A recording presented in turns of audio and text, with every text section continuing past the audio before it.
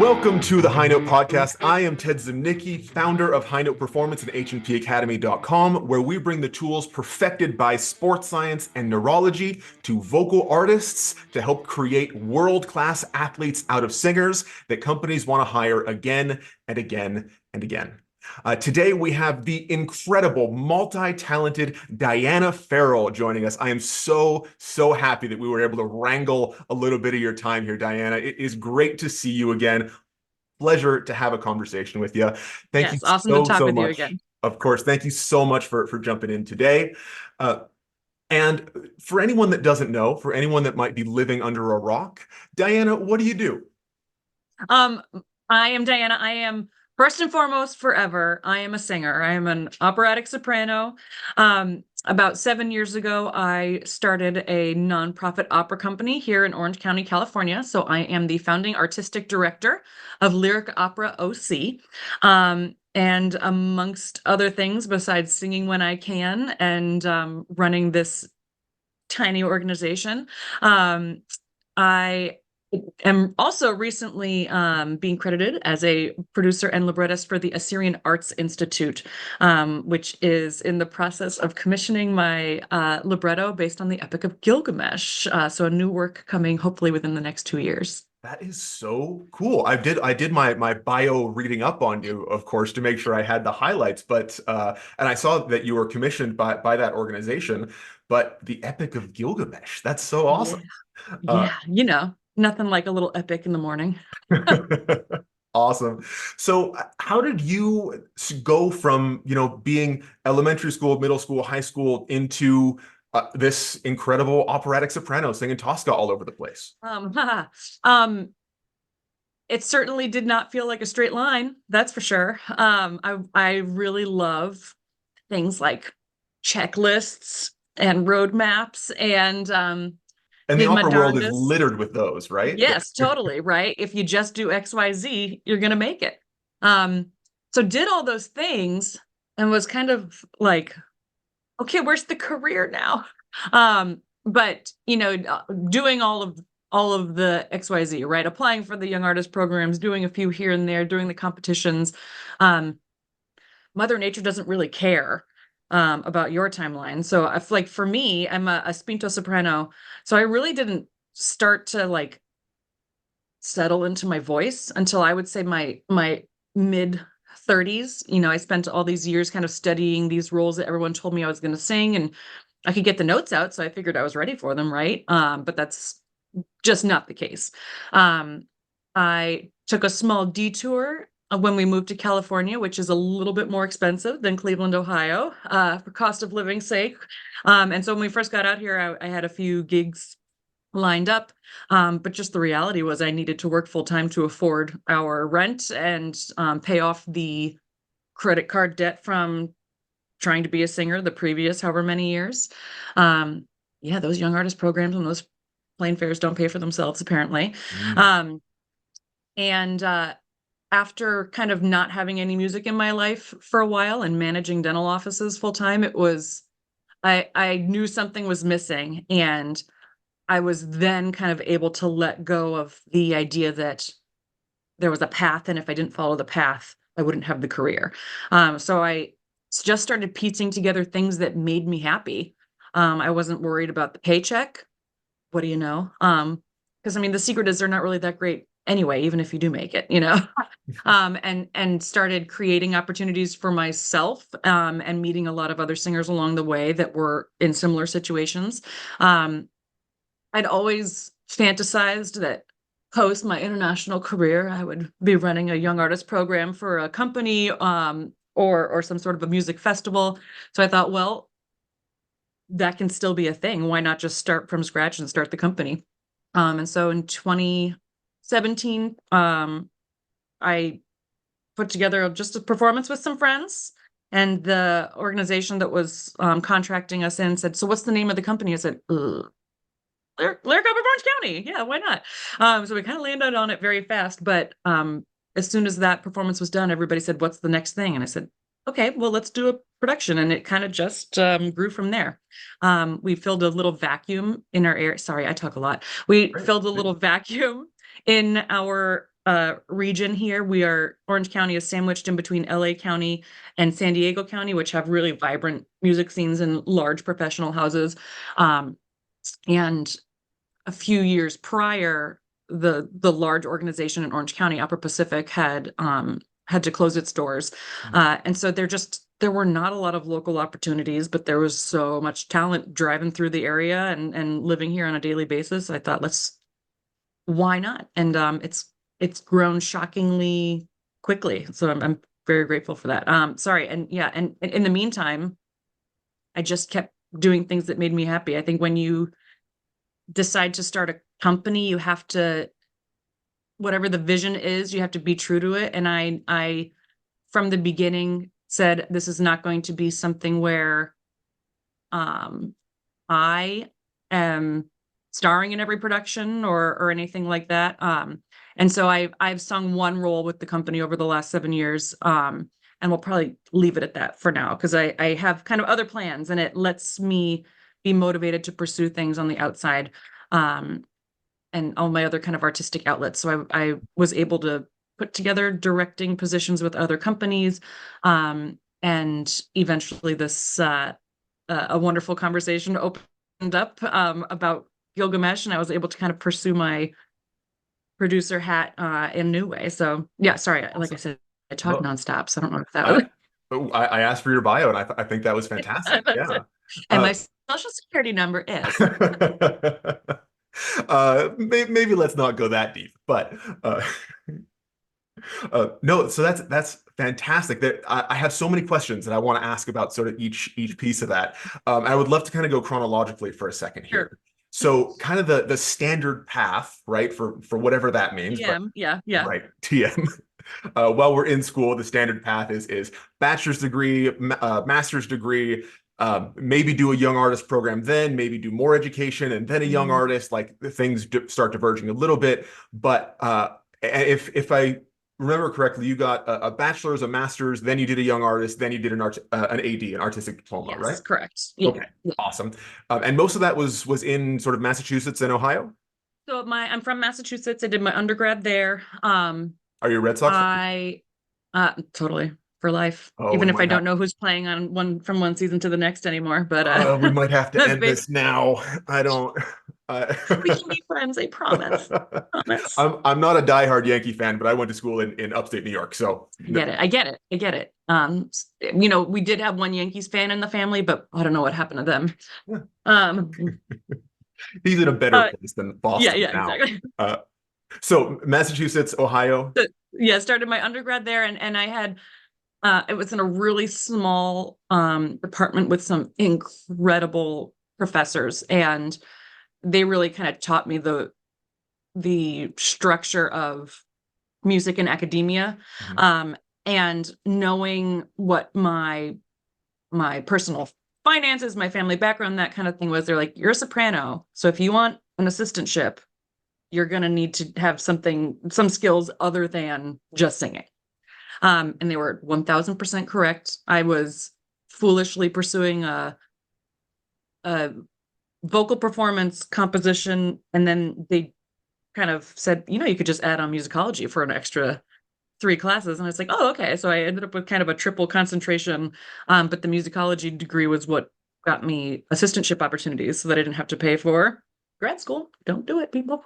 But I had another wonderful experience. That's what brought me out to Ohio, and I started coaching with some folks outside of the Youngstown State University there, and working for some local companies, big and small. And that's how I met John Simmons, which is how I ended up at Cleveland Institute of Music coaching, where I got to work a lot with Linda Jones, and that was a great opportunity. And then that's where I met my husband. That's awesome. And we pioneered our way to California from there. Yeah. Okay, great. I grew up on the East Coast as well, more in the Hartford area, and then upstate New York. Well, you're only 15 minutes south of me. Yeah. And then so you got your AD in Cleveland, and then I think you mentioned you were sort of managing dental clinics for 10 years or so. So when I was in Cleveland and I was getting ready to graduate from my artist diploma, it was a good location for me at the time, because really it was like without snow, it was like a 7.5 hour drive into New York. And I had family another 2 hours north. So I think on like a monthly basis, if not biweekly basis, I was driving back and forth, putting a ton of miles on my old car. Sure. But it was good location at the time. Cost of living was low. I had some good mentors. When I left, it happened when I left CIM, it happened to be right in this little pocket that Jane Eaglin was at Baldwin Wallace. And so she was really the first voice teacher that I ever went out and pursued on my own outside of university. And that was a great period of growth for me, kind of having permission to not do things for the sake of a degree. So it was a good kind of hub for a while.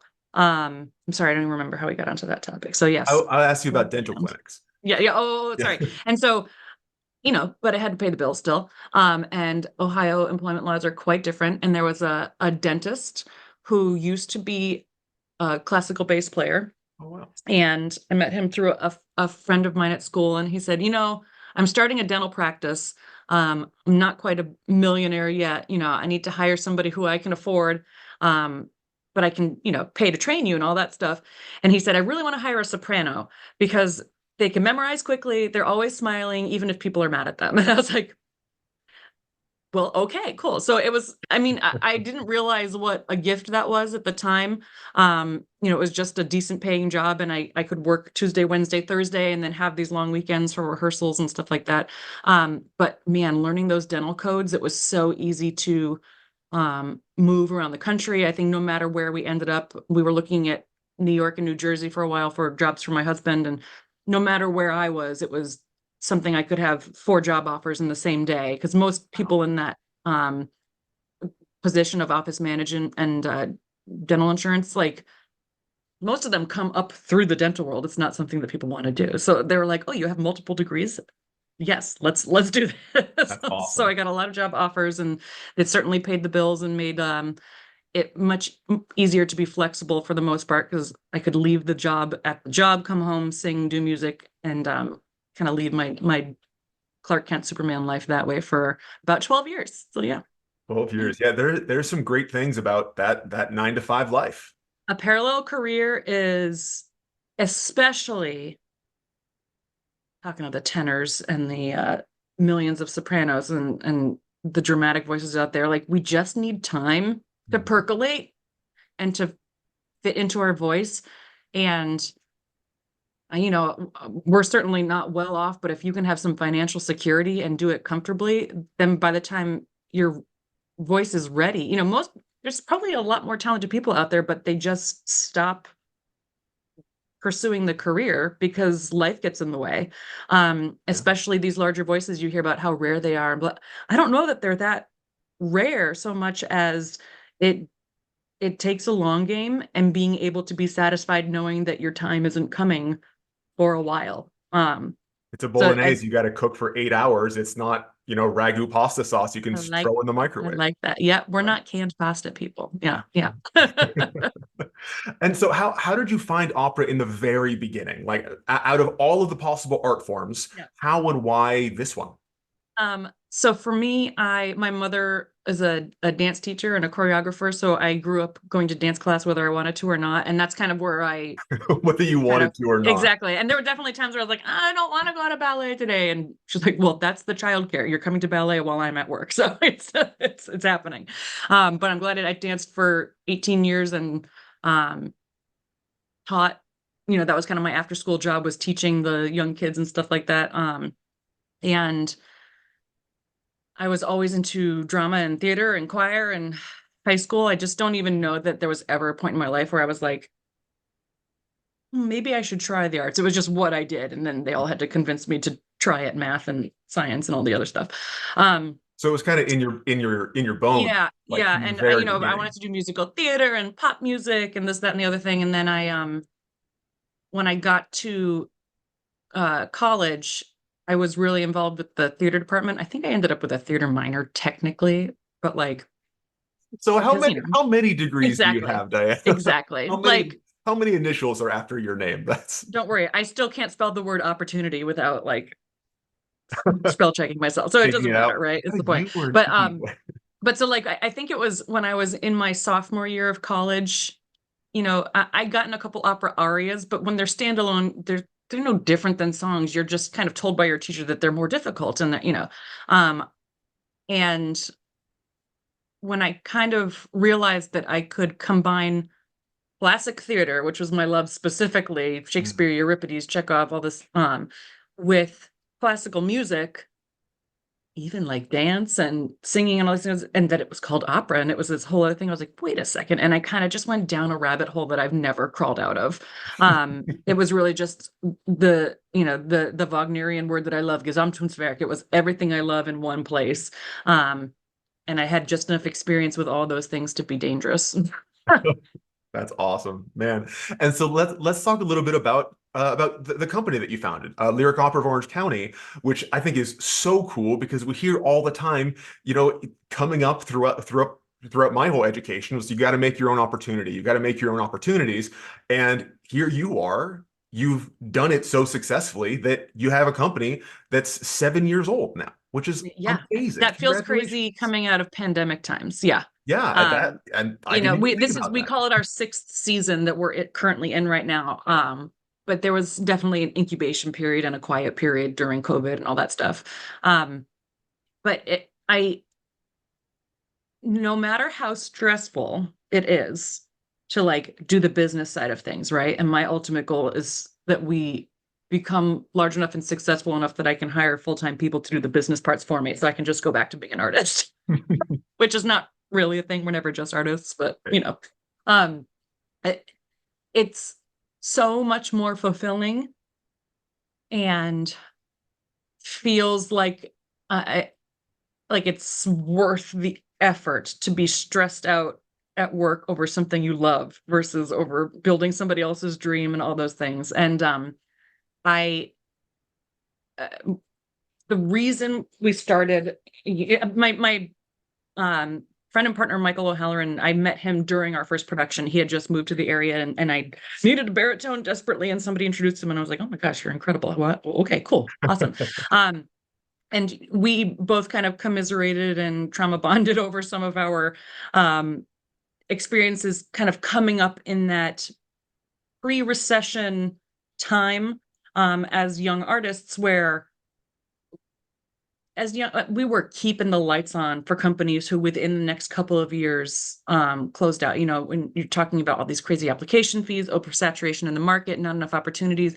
And I remember I used to be so excited when companies would release their statistics about like, oh my goodness, congratulations, we had 1,200 sopranos apply, and so if we heard you, then you're already in the top 25%, and if you got a callback, you're in the top 10% of sopranos, and you feel so good about yourself. And then they go, but we took one of you, and it was the same soprano who was here for our program last year.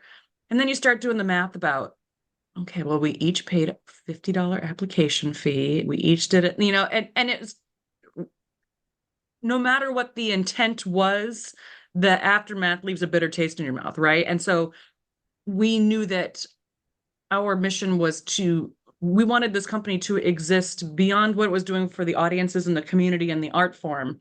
When it came to working with singers, they needed to be respected and treated as professionals and have their time respected, and just the things that kind of left us feeling icky after a decade of trying to make it on our own.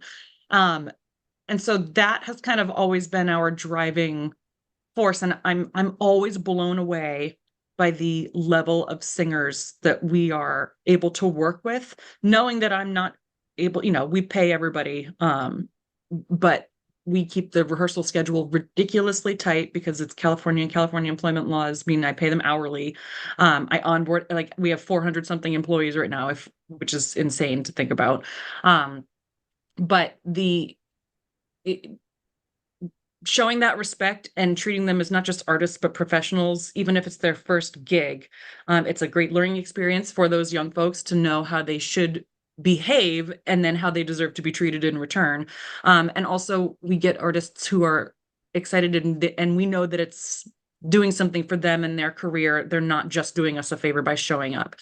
So it's been a really exciting opportunity to get to know all of the artists in the area as well, and who keeps coming back no matter how, how big their star is getting and how high they're soaring, knowing that they feel like this is a safe place to come back, try new things, fill in the gaps in their calendar, all that kind of stuff.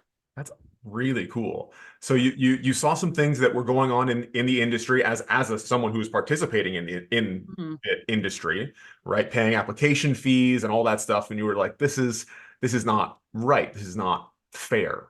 Right. I mean, I Right? get application fees. Right. There's no black and white. Application fees are necessary. And as somebody who, well, we don't have application fees. We don't have, but like even as a small Awesome. company, we get, there are certain years where for one round of auditions, we would get 600 applications. And no Wow. matter what I say in the post, it's like, I can't afford to fly you out here. I'm not providing housing. It's truly a regional company. If you have family and stuff in the area, then absolutely.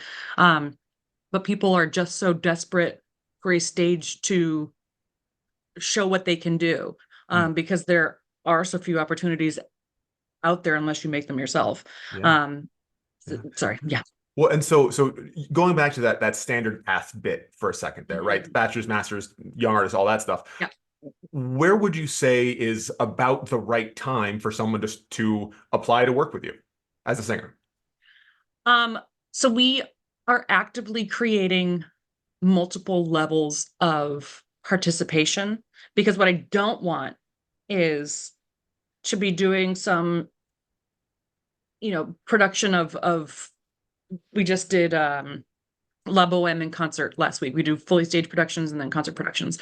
What I don't want is to pull in a 19-year-old tenor out of desperation and say, hey, sing Rodolfo for me, because it's not going to benefit them. It's not, they might learn a lot, but we also don't want them to, we want to show off everybody's talents at the highest level where they are. We can't, just like I was saying before, we all take time to settle into our voices. Percolate, right? So we do have kind of collegiate programs that we call L'Opera Petite, that we focus on different ideas or concepts each time we do them. And we've been working with, we bring in professors and professionals from around Southern California. We've been working with Lisa Sylvester from University of Southern California in the last couple of years on that in particular, because it's just a good opportunity for folks to know what's in their backyard and what, if they're thinking about going on for grad school, and who's out there and who's going to help them grow. But that said, we offer kind of workshops and feedback at certain times of the year as well. So if somebody's auditioning for me and they're just not ready, I have no problem kindly saying, I am so excited to see your enthusiasm. You know what I don't need right now is for you to be singing the role of Musetta. But if you want the opportunity to come in and learn and kind of what's the word I'm looking for, and sit in and soak it up, come be my buddy. Come sit next to me at the director's table and take notes and watch and see the preparation that goes into it, because the only way you really learn it is through experience. And if your voice isn't there yet, you have to find other ways to be involved, and to watch what the pros are doing, watch what they're capable of and what they're expected to be capable of. So we have what's called a junior executive board. And the idea behind that is they're part of our education program, but also our main board, just without voting privileges. And the idea is that we are creating performance opportunities for them.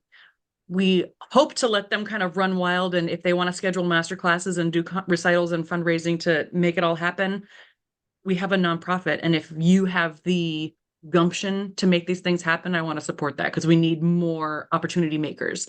But then the idea too is that they are learning other skill sets that will carry them through so they can stay in a musical career. They're getting arts administration experience, they're getting assistant directing experience, they're able to have access to our coaches and our board members so that they can just kind of get career advice and assistance, resume building, all those things. So anybody who wants to be involved, I always say, That's make fantastic. yourself involved. All you have to do, that's kind of what I used to do, is just show up and be like, hey, I'm here. And yeah, not everybody can afford to volunteer their time for everything, but if you're gonna do it, make sure it's useful to you.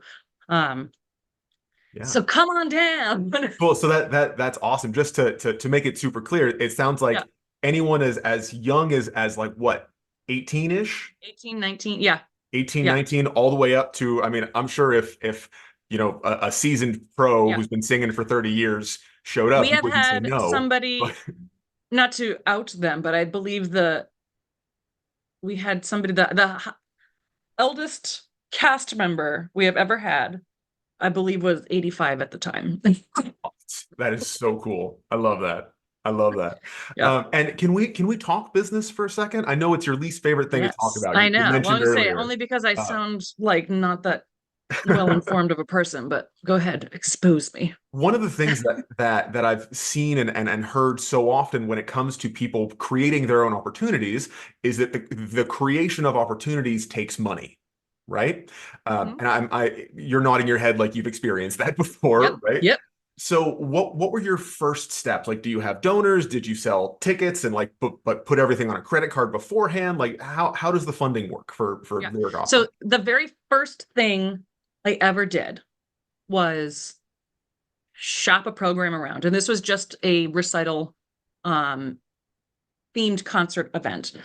And basically I went to other organizations that create events for their members and said, hey, I would love to create an event for your members and have you contract us in. Here's the budget of what I would need to make it possible to get real professionals. And there's something about people who don't know the opera world, they want to see all of the accolades, right?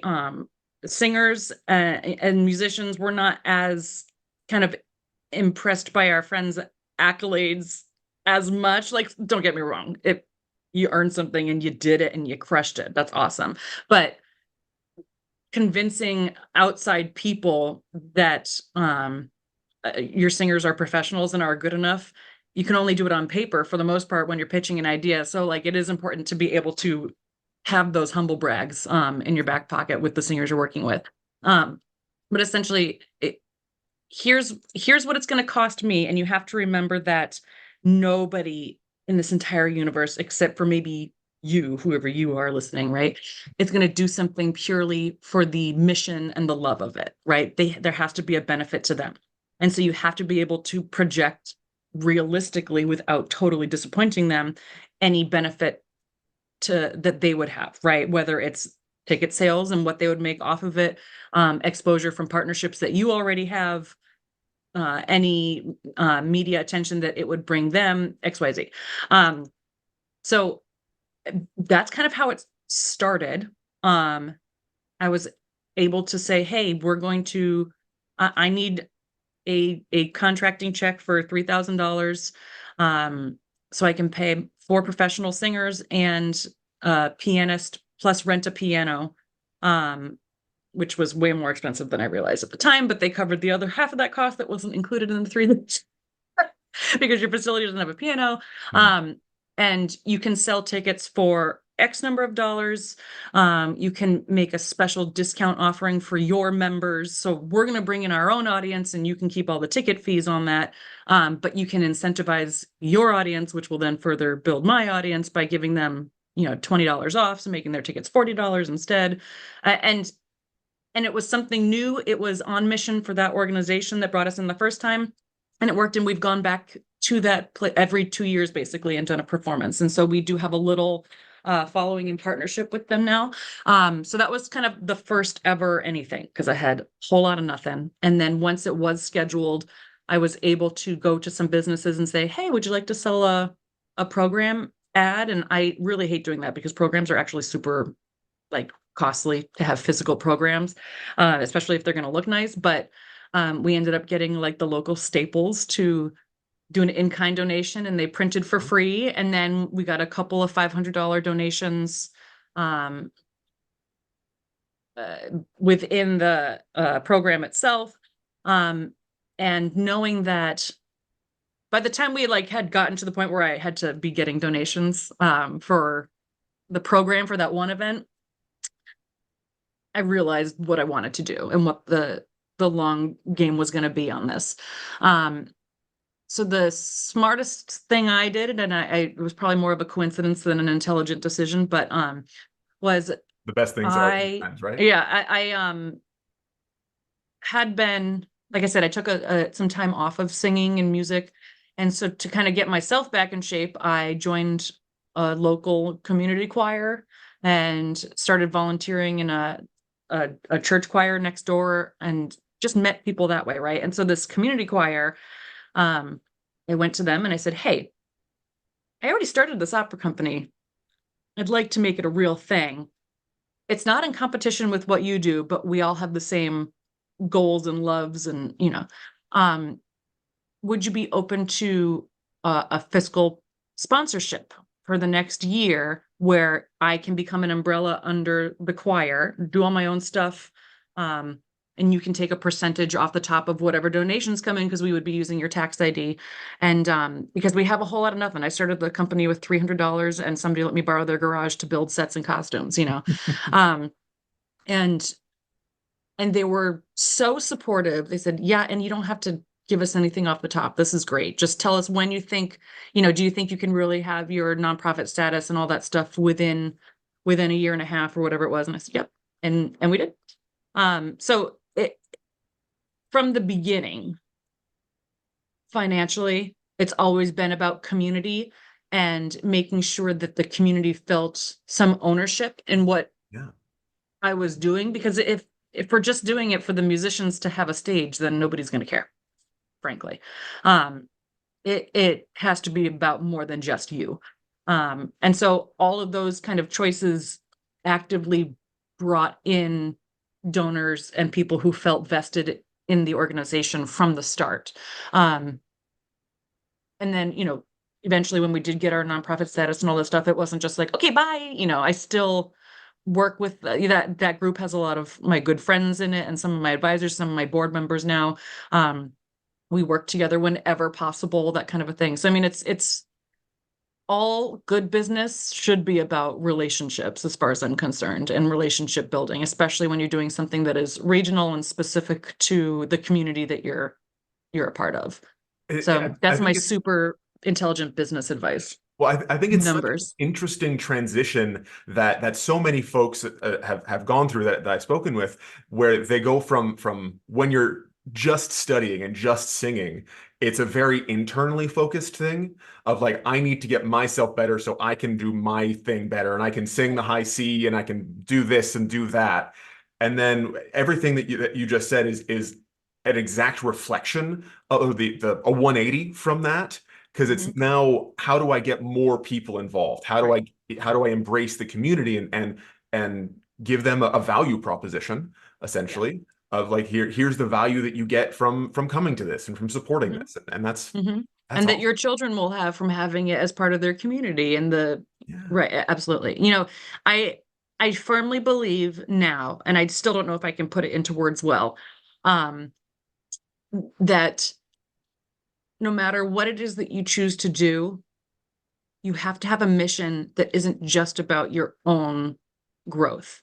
And particularly with young singers, I always want to know, and I'm curious, finances aside, right? I totally respect just having no cash. I still find myself in that position many times with I think kids we've and all all that been stuff, there right? maybe once a month or so. And exactly. And I always want to know, besides being in the practice room, besides going to auditions, besides everything you're doing so that you can have the opportunity to sing and perform, what do you consume as an artist? Do you love just sitting and listening to the greats on CD? Do you sit and just soak up music on YouTube nonstop? Are you saving all your money so that you can go to LA Opera or the Met, or are you going to these small local regional companies? Because to me, one of the reasons that People always talk about opera is dying, opera is dying. I don't think so, but I think that a lot of singers, when they realize that when they work for a company, when you get management, when you, whatever it is, it's not about you and your ability. It's about the story. It's about the art form. For your manager and for the folks who are in charge of ticket sales, it's about their business, right? And their livelihood is what it Yeah. boils down to. So I'm always wondering, or sometimes even asking directly, like, do you actually like opera or do you like to sing? Because if you don't like opera, first of all, then go listen to a different kind of opera because I bet you'll like something new if you're like if you're just over Handel or Puccini or whatever, like I get it, fine. But if you don't have enthusiasm for it when you can't be a part of it necessarily, then maybe it's not the right path for you. Um, it it it has to be about more than just that applause. I promise you, there are things you can do that are probably easier and cheaper than sing opera if you just really like people clapping for you. Well, so then I have to ask then, Diana, when you're not in the practice room, when you're not preparing a role, when you're not writing a new libretto for another epic story, what type of media do you consume?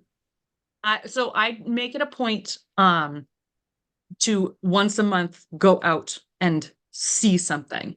And depending on what it is that I'm doing, it might be that I'm going down to LA. I just saw LA Master Chorale last week. It might be the uh, spring production at one of the local universities. It might, it may just be Pacific Symphony's orchestral concerts. I love I love music, and I kind of always find myself when I'm in the audience remembering that that's who's going to eventually pay our bills. Yeah, Is the sure. person buying that ticket, right? And that's what brought me into it in the first place, right? I can close my eyes and be back in ballet class, not paying attention to what I should be doing, but just listening to the music and being moved by it. So I almost always these days, because I just have a little too much on my plate, I'm almost always in the car listening to the thing that I have coming up, Sure. that kind of thing. But when my kids are in the car, we are listening to pop music, and every once in a while, I'll like try to slide some Queen in there and just like have fun with music. Freddie Mercury was an opera singer. He for sure was. Exactly, Yeah. exactly. So I mean, it's there was a time when when I wasn't singing, and I was pretty miserable because I wasn't singing. I had to distance myself. It sounds so dramatic. I like listened to NPR for 3 years nonstop. I couldn't listen to music in the car. I couldn't listen to because I was like, I can't sing, and I get so excited, and that's part of it, right? It moves you, but like acknowledging that I was being moved was just too painful for me at the time, knowing that I couldn't go for it the way I wanted to. Yeah. Right. Again, I'm sorry I was so dramatic. Um, Well, I think a lot of but people have had because I that love same it, experience. right? It's just it speaks to me. And I think now if I had to quit being a singer tomorrow, if I had to quit I've had a very different life in the last even just 8 years than I had before I took that little 3 year hiatus.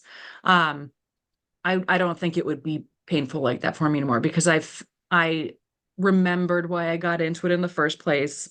I needed it in my life to be a happy person, whether I was going to be making millions of dollars and performing internationally or singing with the local community choir. I got out of the cycle of thinking you're not achieving what it was you set out to do when you're in college.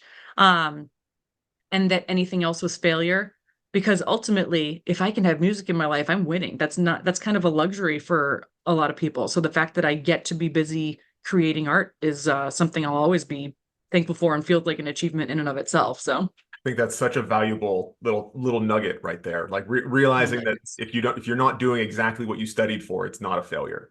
Yeah, I think and that's that's a big four-letter word, right?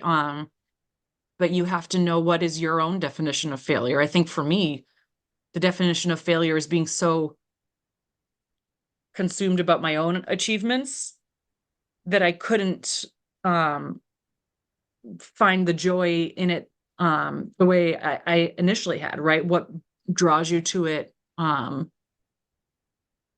even if it's not you performing. I don't know if that makes any sense. Oh, totally. And Yeah. I had this experience in music school where like that joy kind of gets beaten out of you to some degree because Mm. you have to do like you feel like you have to do certain Right. things and get the It role. becomes about All this. achievement and checklists more than about art and Yeah. storytelling. Yeah. And So isn't that what we're doing? we've gotten kind of philosophical here, and I love getting philosophical. I would do this all day long, but I would love to get a little more specific just for a second here because we talked a little bit about young singers, we've talked about auditions Mhm. slightly. Um, let's start off on the funny side. What is the most ridiculous, hilarious thing that has happened to you while you were in an audition room, either as a singer or behind the desk? Um, okay. So first of all, in case anybody's like hoping that I'm gonna like pull a Simon Cowell here, watching somebody not do their best is never funny. So it definitely has nothing to do with that. For Absolutely, I me, agree. it was um a singer who I've actually hired 3 times since then. Okay. The first time she ever auditioned for me, um, she was singing Juliet's Waltz, and like soprano national anthem. How many times had I even heard it that day? And I remember Michael was sitting next to me, and she said, "And I'm gonna be singing Je vais vivre," and he goes, "Oh, good, we'll all sing it along." And and she did incredibly. It was not a surprise. She was a wonderful voice, wonderful artistry. And she got to the end and she undershot on the cadenza and she didn't hit her pitch. And she kind of just went, "Huh?" And she tried it again and she overshot it.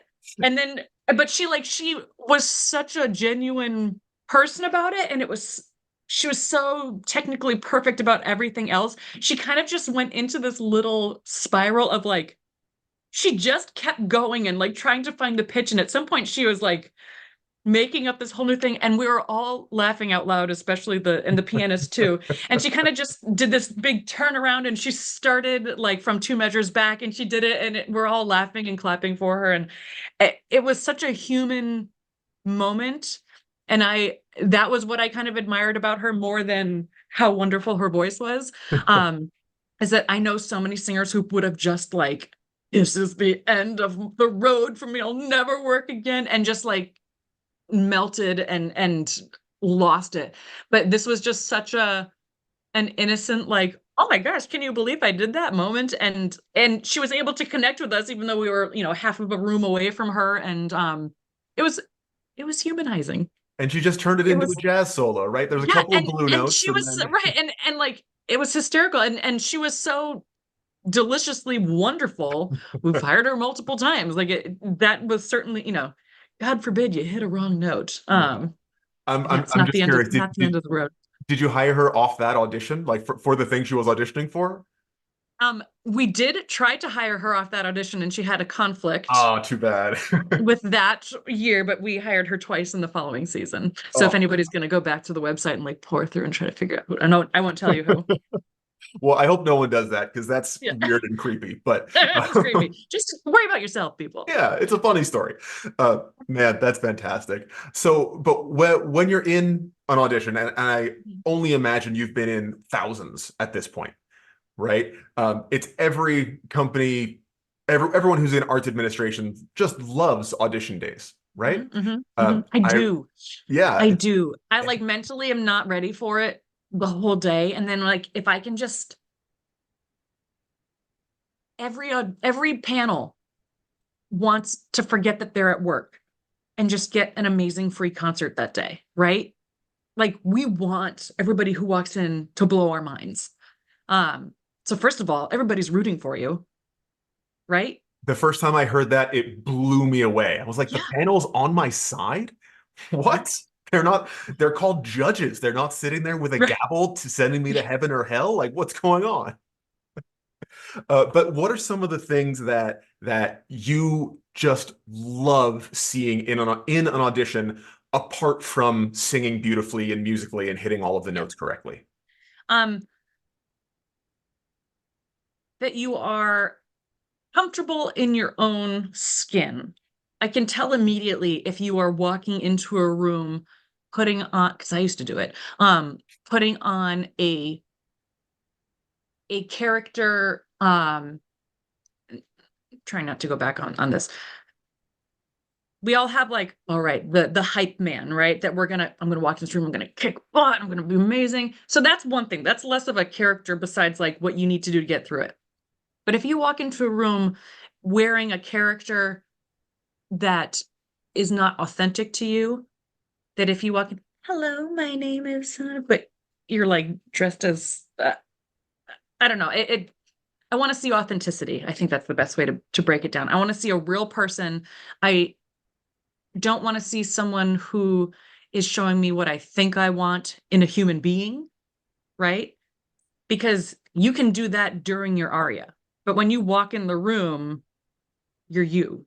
You're you're still you. You're always you. So I don't want to have you leave feeling like I never got to see the performer and that I saw this character of perfect opera singer the whole time you were in the room. Hmm.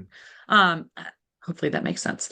Um, I also love when there's almost nothing more disappointing, let's put it that way, than when we pre-screen auditions just because we can't afford to hear everybody live. So we sit and we listen to all of your submissions beforehand and, you know, pick out the folks who maybe we haven't heard live before. If you don't get a live audition from videos, we cast plenty of people without hearing them live, especially if they've worked with us before. But if we haven't heard them before, they come into the room and they just give us an exact repeat performance of what they submitted. That's scary. Mhm. There was a singer who this last summer had submitted 3 pieces. I'd never heard them before. Incredible voice, moving performances. And then they got in the room and only offered 3 pieces, and they were every piece that was on their recordings. So I didn't have an opportunity to hear them do anything different. Um, and I everything in that one submission was this kind of the same presentation, right? And so I started thinking, is this a one trick pony? Is this, you know, like I only do this composer, this style, and these are my 5 signature moves that I put into every choreographed audition aria, right? I want to see an artist who's actively thinking about the story they're telling, um, and that they can change things up. Sometimes I will have singers um, sing a section of their aria again and just ask them to do it like just use the words in the music. Don't worry about whatever this character is going through. Now I'd like you to do it as this character or in this situation just to see if they can think on their feet and kind of divorce them from this perfectly polished presentation. And get them out of their own head a little bit. So yeah, I think I want spontaneity, authenticity, and to show me that you're actually communicating with the audience. And I get to be the audience when I'm on the panel, and not just regurgitating a perfectly polished performance. That was a lot of alliteration. Sorry. Well, no, I love it. I'm a huge fan of language. I think you have to love language if you're going to be a singer, right? Hmm. Um, Hmm. awesome. Well, so we have this model that we talk about all the time of the athlete house, and of course, we're all about building athletes, and singers are athletes. The only question is how athletic are you, right? Hmm. So the way that model goes, I'll oversimplify it just for time, of course, but there's 3 levels. There's the foundation level, which is the subconscious skills, the mind-body connection, the authenticity, like you mentioned. Above that is the walls, so your physical body, your ability to produce certain sounds and be, you know, a human in real life. Hmm. Hmm. And then there's the roof, which is your musicality, your languages, your things like that. And it sounds like the things that you really love seeing are foundational skills that just have to exist no matter Yeah. what. Yeah. Because as a if I'm the director, right? I'm not always the director. But you are a Of the lot, to be productions. fair. I am a lot. Sometimes that's a financial choice, but you know, Yeah, no worries. no, I do love it. You know, a director can can pull things out of some people, right? So I have to see that you are thoughtful and open to suggestion. If you give a director an inanimate object and say, no, make this bottle act like a fish. It's a bottle. I don't know. This is an awful. I talk in analogies all the time. You know, I want people who can work together and create art together. And so if you have those foundational elements and you are secure in them as an artist, as a person, then you can dress up what goes on top, and you can maintain the core skills and try something new, even if it doesn't work. But if your technique disappears, you can't breathe anymore once you start thinking of something else, then you're not quite there as an artist. Doesn't mean you won't be there. It just means, you know what, this is a great cover opportunity for you, and maybe not, or as it, covers these days it's not like second place, because it's post-COVID times and we need to have real performers up there. But for younger performers, this is the opportunity to learn and learn from the person who is in the spot and see what they can do differently and how they think on their feet, and what skills are just, they don't have to think about anymore. It's like you said, it's the foundation. It's what grounds them as an artist, and it just is part of their skill set. It's not something that they have to actively turn on every time. It's much, we talk about this all the time. It's much easier to repaint a wall or reshingle a roof than it is to re-pour a foundation. Yes, absolutely. Absolutely. Man, I love that. I love that. I love that. So we're running a little short on time here. I have a couple of lightning round questions for you. So you're gonna go with the first thing that comes to mind. You don't get to justify it. You just got to say your answer. All right. Okay. All right. Okay, I've got a list because I want to make sure we get through this quickly. Are you ready, Diana? Lightning round. There's not that many of them. I am. Okay. Cats or dogs? Dogs. Mountain vacation or beach vacation? Beach. Number one guilty pleasure? Crime investigation docuseries on Netflix. Who is the last person that you texted? My husband. Your husband. Are you a morning person or a night person? Night person. Favorite first date location? What is a date? You don't get to ask me questions. It's the lightning round. A hike. Hike. I love it. What is your Hogwarts house?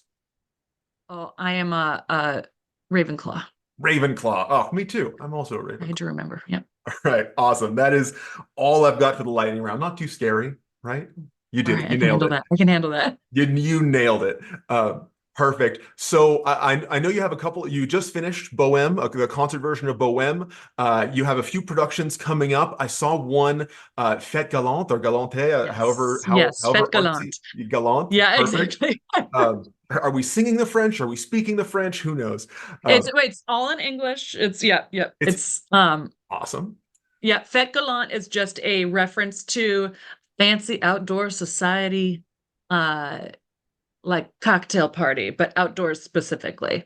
Awesome. And I wrote down the tagline and I can't find it right off the top of my head. A debaucherous dance dream. A debaucherous dance dream. I saw that. So we added in the debaucherous part because Ethel Smythe. So we're doing it in March. It is the centennial of the opera. I've been kind of nerdily obsessed with it for about 10 years.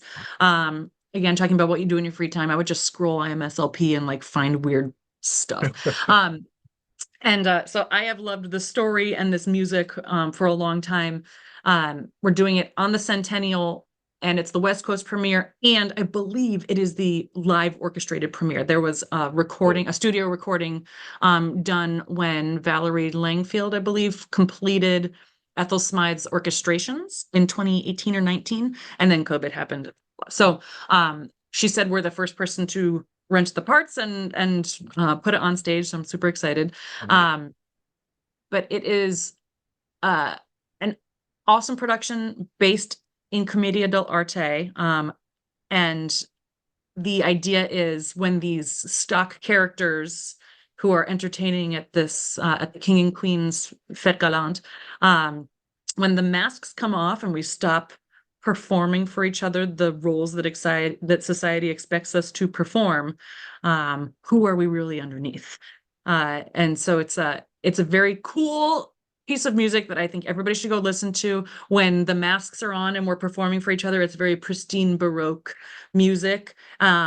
Very kind of neoclassical in Smythe's writing. And then when the masks are off and people are in private, it goes into this gorgeous Puccini-esque romantic existential uh, music world. So the music demonstrates it as well as the text and the acting and everything. It's a very cool show. I think everybody should do it. Awesome. And you said that that's coming up in March? Yeah, March 8th, 9th, and 10th in Anaheim, California. Fantastic. Diana, thank you so much for spending some time. I had a great time talking to you. I hope you had an okay time as well. Where can people find you on the internet? Or probably not in real life. That'd be creepy. But, yeah, well, I'm gonna say in real life, I'm in my office, but you'll have to contact me to get that address. But lyricoperaoc.org, or you can find me at dianafarrellsoprano.com. Awesome. And the company is also on Instagram and Facebook, right? Oh yeah, I forgot that. Right, this is for the youngs and the hips. All the social so media, we are right? at Lyric Opera OC or at Diana Farrell Soprano. Try to keep it all same. Yeah. Awesome. And I will have links to those in the description for this episode, so you can go down and click right there. Make sure you follow Diana on all the social media. Make sure you follow Lyric Opera Orange County. They are doing some incredible things and doing some incredible and working with some incredible singers too. I heard some recordings. You guys are killing it. All right, that is all for right now. Diana, thank you so much, and best of luck with everything in your amazing career. Thank you. You guys too. If you liked what you just saw, make sure that you're on the High Note Performance mailing list so you can get first dibs to everything that we put out. Also, all the social media stuff, like, comment, share, subscribe, follow us on Instagram, TikTok, Facebook, and now Spotify and Apple Podcasts. All of that stuff helps more than you know, and it only takes just a second. And just for the few people who have stayed right to the very, very end of this, I am including some secret links in the description down below that gets you access to Hall of Fame singing and Hall of Fame practice. These are the two guides that all of our clients get so that they can take the first couple of steps. I've never given these away for free before, but I've decided to just for a short time. So if you click those links and it doesn't work anymore, I'm sorry, you've missed your chance. So for now, jump in there as fast as you can and get your copy.